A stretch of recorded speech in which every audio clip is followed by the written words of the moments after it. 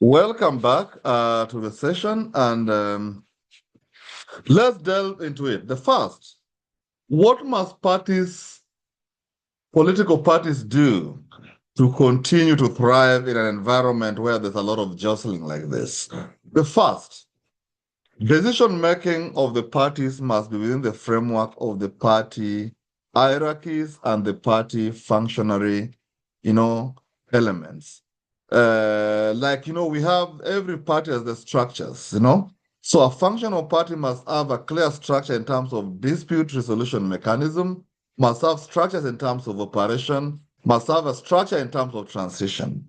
So one of the main things that must happen for any political party to survive this challenge, they must rely on the party organs in terms of streamlining the operation, in terms of decision making. So in the case of ODM, all the party mechanisms and communication must be ratified within the confines of all party organs. This parochial communication, roadside communication of, and jostling of individual, party, officials, is bringing more confusion into the extent that it's going to paralyze the operation. So the Secretary General must, as the spokesperson and who is the spokesperson of the issues ratified in the party, organs, must, communicate what has been conceivably been ratified within the party organs and hierarchy. Number two, all the communications must be channeled through the existing structures, so that it must be a uniform communication that can be streamlined. When people speak different languages at different times and different targeted different persons and people, then the message tends to be lost along the line. So it's important that as even parties prepare, within the framework of the operation, they must recognize that communication must be standardized, communication must be channeled, but communication must also be put within the framework of what is relevant and what is intended for. The other thing is that the parties must anchor is the prioritization of programs. The party leadership must recognize the fact that everything has its time. What is the time to speak proclamation? What is the time to do coalition? What is the time to reach out? What is the time to negotiate? Those are dynamics that the parties must put in place to ensure that everything is done within the framework of the time. Time is a very critical factor and element of harmony and operation. Number three, that is very, very critical. Party's identity must be maintained. How do you create party identity? The party manifestos, the party identities must be maintained, but must be streamlined within the confines of what has been ratified by the party organ. So if there's a coalition that needs to be streamlined, it must be thought through, it must be discussed within the party hierarchy and the party organs to come up with a all-inclusive, identity that is relevant for all the participants and the stakeholders of the two parties or three parties, depending on the coalition. Because moving the way we look at things, the political realignment, we are foreseeing a situation where election is going to be a horse race among either three major parties in terms of coalition. So that is very, very critical. The fourth one that is very important is that as parties begin to do their planning, they need to do the cleaning of their houses. They need to do the recruitments, they need to streamline the leadership, they need to ratify things in preparation for the overall competition. Before people go for competition, even in real life scenario, like when political players or the games are going to be played, there must be referee, there must be the rules of the game, but the team must also practice. The team must be in a mode of preparedness. So even within the political party realm, within the political scope, parties must begin to plan ahead of time and practice what they're gonna, how they're gonna be in the game, how they're gonna play the game, with whom they're gonna play the game, and for how long, and how they're gonna play, and who will be the players. So it's important to understand that every party must, inculcate that sense of reorganization, so that they can have a clear framework of engagement, which is very, very important. Where there's no clear-cut engagement, then there's prone to be confusion. The fifth that is very, very important is that during the realignment, there must be a convergence. Convergence in the sense that there must be a lean team that must be tasked with relevant activities. So it's important to understand that within the framework of engagement, there must be clear timelines, but there must be clear responsibility and tasks. Who is doing what, with who, and how are they going to do it? So if all these things are not conversed, if all these things are not delved into, then it can create some level of suspicion, but it can also create some level of susceptibility, the confusion. Remember, we are in a playing field politically, which is bedeviled with a lot of confusion. There's lack of clarity, there's lack of accountability, there's lack of clear manifesto in terms of political philosophy of the parties. So sometimes it's going to be very articulate, have a clear framework, have a clear scope, and of course, have a very clear mantra in terms of how you're gonna political parties are gonna engage with their respective members. The other aspect that I think is very, very important is that the parties must know their jurisdiction. We have parties that operate within this, within the geographical dominance of some areas.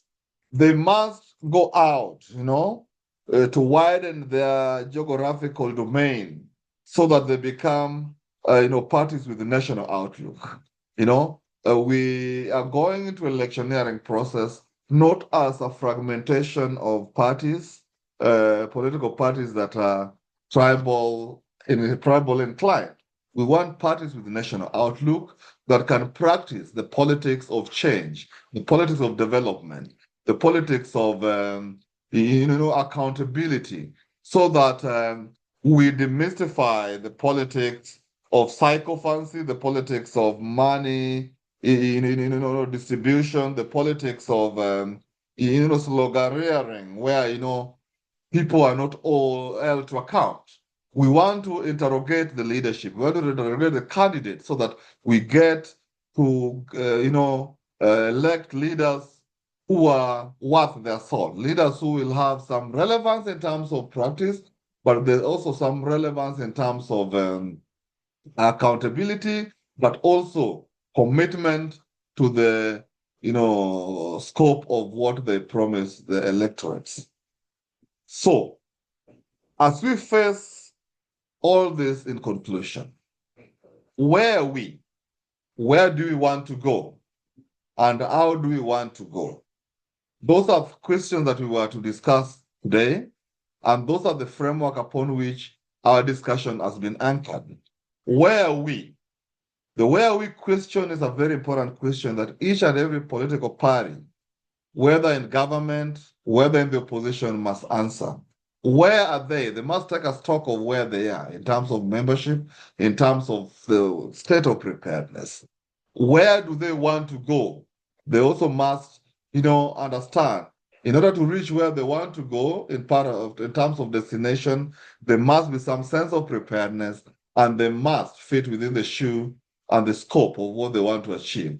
Otherwise, it will be the normal confusion that comes during elections. So, I want to conclude by saying our clarion call for this time is to ensure that the citizenry continue to be vigilant, continue to hold the leadership accountable, continue to do the audit of the party membership, respective party membership which they are in, so that their leaders can be accountable to them, not only in terms of election, but in terms of the management of the day-to-day, political party functionality. We want to see party leadership that is accountable to the members, party leadership that are devoid of arrogance, party leadership that is devoid of entitlement, so that when you're an official of a party, we must portray the common decency of being listeners, but at the same time being doers and practice the legal expectation of those parties. We've seen a lot of chest thumping, we've seen a lot of talking with finality. But in conclusion, what I want to finalize the talk on is that we have to begin to appreciate that all the leaders who have gone ahead of us made a contribution.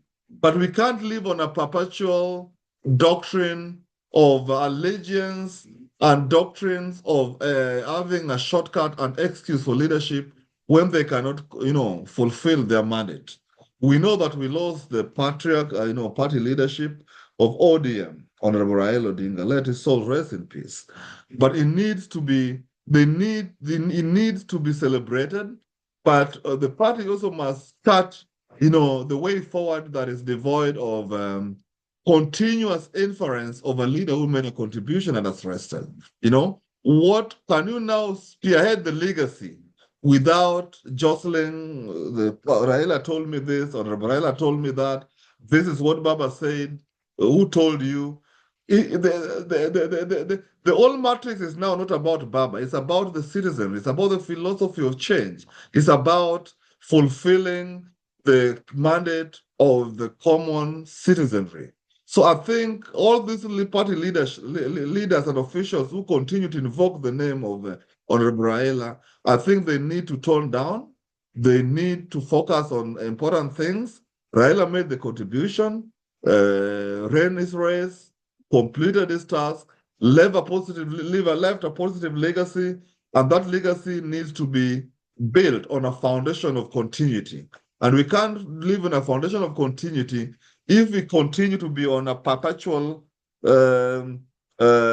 sphere of mourning, a perpetual sphere of continuous invoking, of the name of Raila, even where, his name should be left to rest. So I think moving forward, the clarion call is let's focus on making things better, improving the situation, and also creating a conversation that is devoid of hostility, a conversation that is devoid of shouting matches, a conversation that is devoid of emotional expression of conclusive talk. We've seen people talk with finality. You are only there on a donated capacity. Leadership is on a donated capacity. So leaders who have been entrusted with the running of the function of the parties need to talk in a language that resonates with the party membership. And the language should not only be verbal, even the body language should show some calmness, some level of decorum, some level of calmness that is devoid of, hostility, annoyance that is not justified. Sometimes we see leaders try to lecture other leaders, as if they're in an environment, of defense, an environment of, aggression, an environment of entitlement. We want to see that level of, calm down, articulate issues, but have a conversation, have a body language of conversation, not a body language of hostility and, quarreling, because, the body language communicates over 95% of our intentions and our feelings, So we want to see a very relaxed, candidature of political parties who are more, responsive to the citizenry. I look forward to the next week engagement with you people.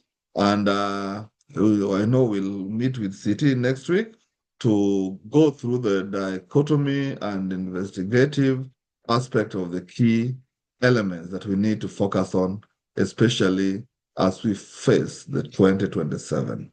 2027 will come and go. And the kicker for today, as I conclude, do unto others what you think they should do unto you. Be leaders who are accountable to the electorates. Be leaders who are responsive and who also fit the shoes of the electorates. So without much ado, have a good day. Enjoy the evening. And please, if you've not subscribed to this, channel, let's get your feedback and subscribe and click the button like so that we can also know areas that we want us to discuss as we proceed. Thank you and have a good day.